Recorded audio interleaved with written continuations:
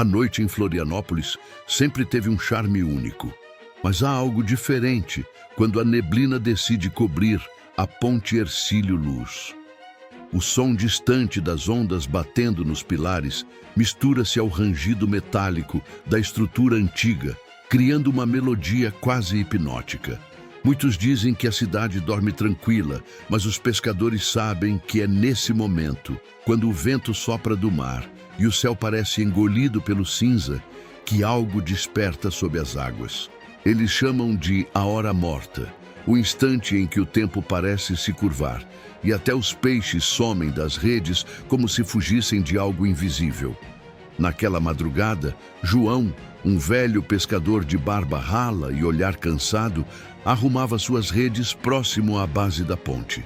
O farol piscava ao longe, mas a neblina era tão densa que parecia engolir a luz. Ele acendeu um cigarro, tentando espantar o frio que subia pelos ossos quando ouviu passos, lentos, compassados, e não vinham da ponte. O som vinha da água. Pingos ritmados, como se alguém caminhasse sobre a superfície calma do mar. João congelou, virou-se devagar e por um instante acreditou que fosse o som do vento, até que viu uma silhueta feminina, branca como a própria neblina, avançando lentamente sobre o mar em direção à ponte. O ar ficou pesado, as gaivotas sumiram. O silêncio era tão absoluto que o coração de João parecia ecoar dentro do peito. Ele esfregou os olhos, incrédulo, mas a figura permanecia lá. Uma mulher com longos cabelos escuros colados ao rosto, vestindo algo que parecia um vestido de noiva antigo. A cada passo, a água se abria sob seus pés, sem respingos, sem som. Apenas aquele olhar vazio e fixo em direção à cidade. João quis correr, mas as pernas não obedeciam. Tudo nele gritava para fugir, mas a curiosidade, ou talvez o medo, o prendeu àquele instante. Ele deu um passo à frente e foi aí que ouviu uma voz, baixa, arrastada, vinda do meio da névoa. "Você também me vê?" O cigarro caiu da sua mão. "Comente aí. Você teria coragem de olhar de volta? Ou correria sem pensar?" João recuou um passo, o coração batendo tão forte que o som parecia preencher o ar. A figura parou, ainda sobre a água, e inclinou lentamente a cabeça para o lado, como quem observa algo curioso. A neblina girava ao redor dela, como se o vento tivesse medo de tocá-la. Foi então que João percebeu: não havia reflexo. A mulher caminhava sobre a superfície, mas o espelho d'água permanecia imóvel, como se recusasse a refletir sua presença. Ele tentou gritar, mas a voz não saiu. Um arrepio percorreu sua espinha quando ela deu mais um passo e o som dos sinos da ponte ecoou, sem vento, sem motivo. Outros pescadores ao longe começaram a gritar o nome dele. As vozes pareciam vir de todos os lados, mas ele não via ninguém. O som se distorcia, como se o mar devolvesse cada palavra. A mulher virou o rosto para a ponte e então começou a andar novamente. Devagar, firme, deixando atrás de si um rastro de espuma prateada que brilhava mesmo na ausência de luz. João sentiu as pernas cederem e caiu de joelhos na areia molhada. Quis rezar, mas as palavras se perderam na garganta, e quando olhou de novo, ela já estava quase sob a ponte. A estrutura tremia levemente. As luzes piscavam, uma a uma, até que só restou a escuridão. Então, uma voz, diferente da anterior, ecoou sob os arcos da Hercílio Luz. "Eu só quero voltar para casa."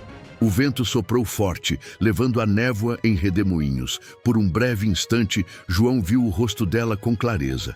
Pálido, inchado, os lábios azulados e os olhos vazios, como poços. E logo depois, a mulher mergulhou. O silêncio voltou. O mar se fechou e tudo parecia ter voltado ao normal. Mas João sabia que não era assim. Ele sabia o que tinha visto. E também sabia que, dali em diante, a ponte nunca mais seria apenas uma ponte. Na manhã seguinte, o sol apareceu tímido. filtrando-se pelas frestas da ponte ainda úmida da neblina noturna. João estava sentado na beira do trapiche, o olhar perdido no horizonte. Não havia dormido. A cabeça latejava e as mãos tremiam. Ele sabia que, se contasse o que vira, seria chamado de louco. Mas o medo era real demais para ser apenas sonho. Ao longe, os outros pescadores comentavam sobre as redes vazias, culpando a maré, o vento, qualquer coisa que não fosse sobrenatural. Mas João sabia. Desde aquela madrugada, ele sentia que algo o observava, mesmo sob a luz do dia. Enquanto organizava suas coisas, uma sombra cruzou o reflexo da água ao seu lado. Olhou rápido, mas não havia ninguém. Apenas o reflexo distorcido da ponte, balançando sobre a maré calma. Então ouviu um som familiar, o sino da Hercílio Luz, soando sozinho mesmo sem vento. Ele largou a corda que segurava e recuou, o peito apertado. O som ecoou mais uma vez e dessa vez ele viu. Por um breve instante, a mulher estava lá, no meio da ponte, parada, olhando direto para ele. O ar ficou pesado, um arrepio percorreu o corpo de João e ele deu 2 passos para trás, tropeçando nas redes. Quando ergueu o olhar novamente, ela havia desaparecido.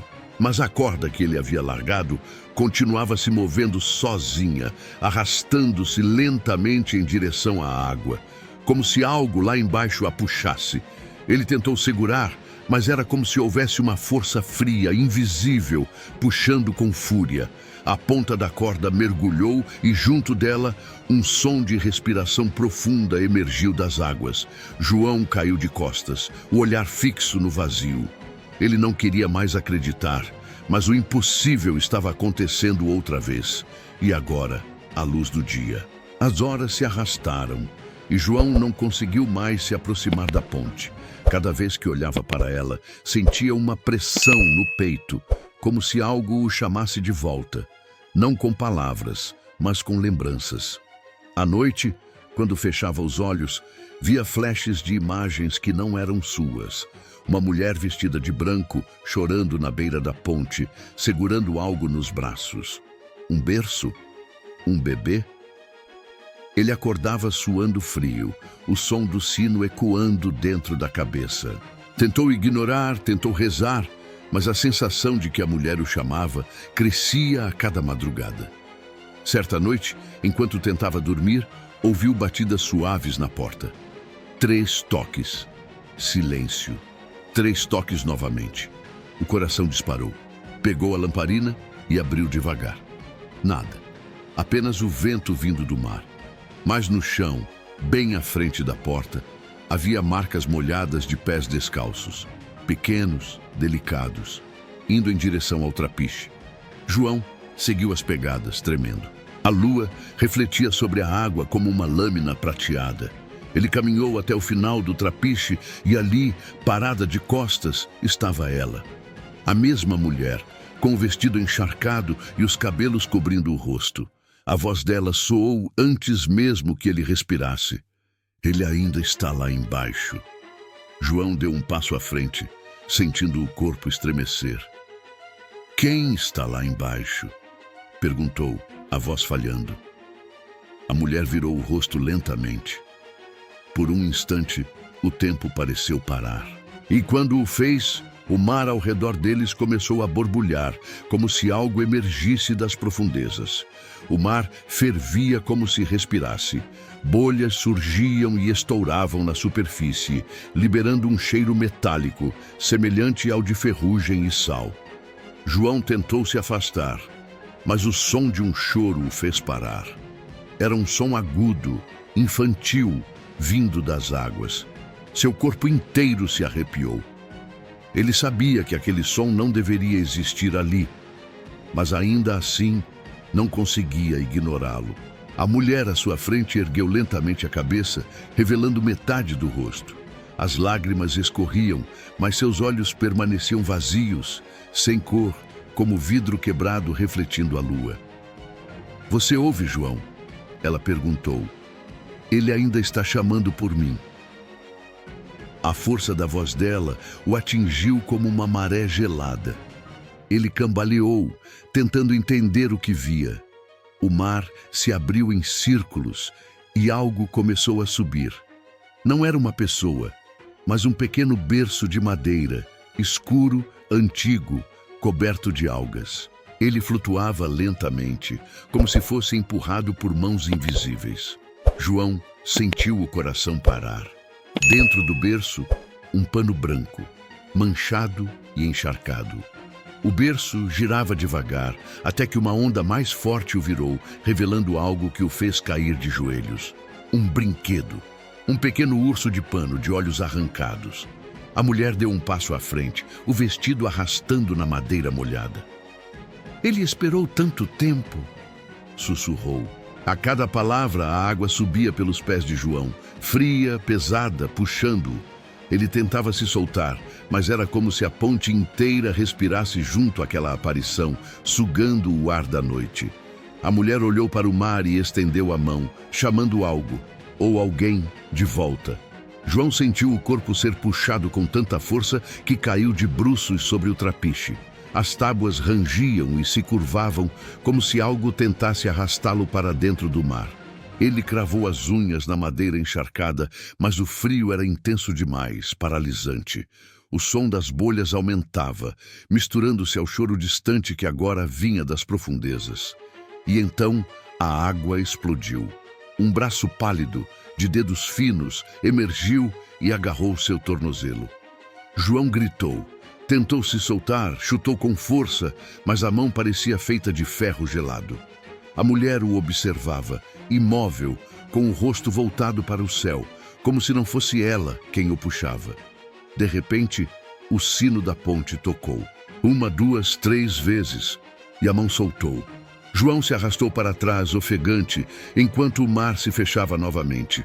Quando olhou, a mulher ainda estava lá, mas agora sorria. Um sorriso triste, quase humano. Ele não queria te levar, só me mostrar. A voz dela soou calma, melancólica. João ficou paralisado, tentando compreender o que ela dizia. O que ele queria te mostrar? Ele perguntou, quase num sussurro. Ela deu um passo para trás e a superfície do mar se abriu outra vez. Dessa vez, revelando algo que parecia brilhar sob a água. Uma corrente dourada, enrolada em algo que ele não conseguia ver direito. O brilho pulsava como um coração, e o vento ficou pesado, trazendo um sussurro que parecia vir de dentro da ponte. Ajude-a. O sussurro ecoava dentro da cabeça de João, como um chamado impossível de ignorar. Ele olhou novamente para a corrente dourada sob a água. Ela pulsava, viva, como se o próprio mar tivesse um coração. A mulher o observava em silêncio, os cabelos flutuando ao redor do rosto pálido, como se esperasse que ele tomasse uma decisão. O medo se misturava à curiosidade. Algo dentro dele dizia que, se não descesse ali, nunca mais teria paz. Com as mãos trêmulas, amarrou uma corda no tornozelo e fixou a outra ponta no trapiche. Inspirou fundo, sentindo o gosto de sal e ferrugem no ar, e mergulhou. A água estava gélida, quase sólida. A luz da lua se perdia à medida que ele descia, e logo tudo se tornou um manto azul escuro e silencioso. As bolhas subiam devagar, e o som de sua própria respiração parecia distante. No fundo, ele viu a corrente. Ela se enroscava em algo. Uma estrutura de madeira, talvez um carro antigo ou um barco afundado. Mas quando chegou mais perto, viu o que estava realmente preso. Um corpo. O corpo de uma mulher vestida de noiva, os cabelos se movendo com a corrente. O choque o fez soltar o ar, e o peito queimou. Ele tentou subir, mas algo o segurou. A corrente, viva, se enrolou em seu pulso e a voz da mulher ecoou na água, nítida, mesmo ali embaixo. Ajude-me a libertá-lo. João percebeu então que o corpo preso não era dela, mas de um homem. Um pescador, talvez. O rosto estava coberto por algas, mas algo nele parecia familiar. O coração de João batia acelerado enquanto o ar em seus pulmões desaparecia. A corrente apertava seu pulso com força e o brilho dourado pulsava como se tentasse guiá-lo. Ele estendeu a outra mão, tentando soltar o corpo preso. As algas se moviam como serpentes e o toque era gelado, pesado. Quando finalmente afastou a vegetação, viu o rosto do homem com clareza e o choque o atravessou como uma lâmina. Era ele mesmo. O corpo preso nas correntes tinha o seu rosto, os mesmos olhos abertos e sem vida, a mesma roupa que usava. João gritou, mas só bolhas silenciosas escaparam de sua boca. O mar começou a girar, a corrente o puxando para mais fundo, e o brilho dourado explodiu em uma luz intensa. Por um instante tudo ficou branco, e ele sentiu o corpo ser lançado para cima. Quando abriu os olhos, estava deitado no trapiche, ensopado, tremendo. O céu começava a clarear. A ponte estava silenciosa e o mar calmo. Ele olhou em volta e percebeu algo em sua mão. A corrente dourada, fria, pulsando levemente como se ainda tivesse vida. Olhou para o mar e, entre a névoa fina da manhã, viu a mulher. Ela sorria, um sorriso de gratidão, antes de desaparecer na névoa. João nunca mais pescou. Alguns dizem que ele enlouqueceu, outros afirmam que a ponte o protege agora. Mas até hoje, em noites de neblina, há quem jure ver uma figura de branco caminhando sobre as águas. E um homem observando em silêncio do trapiche.